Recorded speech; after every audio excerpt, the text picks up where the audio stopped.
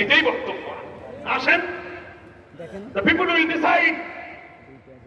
এত বড় খুনি, এত বড় গণতন্ত্র হরণকারী, ভোটাধিকার হরণকারী আলেম ওলামা, বৃদ্ধ বয়সে তাদেরকে জীবনে যারা একটা মিথ্যা বলে নাই, একটা টাকা হারাম খায় নাই, তারা হক নষ্ট করে নাই, তাদেরকে তুমি ফাঁসিতে ঝুলিয়ে হত্যা করেছ। আজকে বুঝে তোমার হৃদয় কাঁপেনি? এত বড় পাষাণ বাংলাদেশে ঢুকলে কি হবে? ঢুকে দেখো একবার কি হয়। আমার প্রিয় ভোলাবাসী, তাই আমরা বলি অবিলম্বে অন্তর্বর্তীকালীন এই সরকারের কাছে আমরা দাবি জানাতে চাই, যারা দেশের অর্থনীতিকে শেষ করে দিয়েছে, 9টি মেগা প্রকল্প, রূপপুর পারমাণবিক কেন্দ্র সহ বিভিন্ন কেন্দ্র থেকে এই হাসিনার বিদায়ের পরে সব কাহিনী শ্বেতপত্র বেরোচ্ছে, লক্ষ লক্ষ হাজার হাজার কোটি টাকা বিদেশে পাচার করেছে। সে, তার বোন রেহানা, তার ছেলে জয়, তার মেয়ে পুতুল, তার বোনের। অবিলম্বে অন্তর্বর্তীকালীন এই সরকারের কাছে আমরা দাবি জানাতে চাই, যারা দেশের অর্থনীতিকে শেষ করে দিয়েছে, 9টি মেগা প্রকল্প, রূপপুর পারমাণবিক কেন্দ্র সহ বিভিন্ন কেন্দ্র থেকে এই হাসিনার বিদায়ের পরে সব কাহিনী শ্বেতপত্র বেরোচ্ছে, লক্ষ লক্ষ হাজার হাজার কোটি টাকা বিদেশে পাচার করেছে।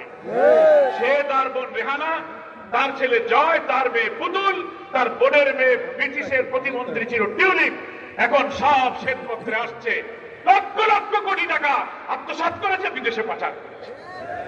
মাঝখানে ঢাকা একটা জাতীয় সংলাপ হলো।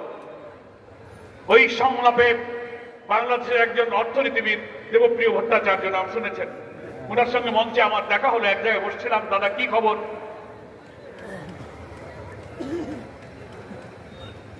শেখ হাসিনার এই স্বৈর শাসন যুগের লুটপাটের জন্য একটা শ্বেতপত্র প্রকাশের জন্য একটা কমিশন গঠন করছে গভর্নমেন্ট। দেবপ্রিয় ভট্টাচার্যকে সেই কমিশনের চেয়ারম্যান করা হয়েছে। আমি ওনাকে জিজ্ঞেস করলাম কি অবস্থা।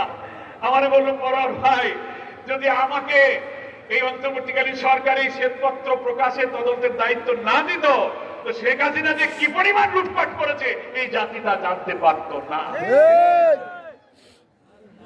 না গেলে তো শুভঙ্করের ফাঁকি ধরা যায় না, কি বলেন?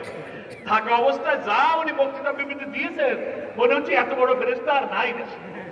যাওয়ার পরে সব আকাম সব বেরোয় গেছে। মানবতা বিরোধী এই গণহত্যাকারীদের বিচার হওয়া উচিত, কি বলেন ঠিক কিনা? বাংলাদেশের ট্রাইব্যুনাল গঠিত হয়েছে। আমরা বলেছি যে ট্রাইব্যুনাল তুমি বানিয়েছিলে মিথ্যা ট্রাইব্যুনাল, মিথ্যা বিচারক, মিথ্যা সাক্ষী, বিদেশ থেকে বেলজিয়াম থেকে রায় লিখে দিয়ে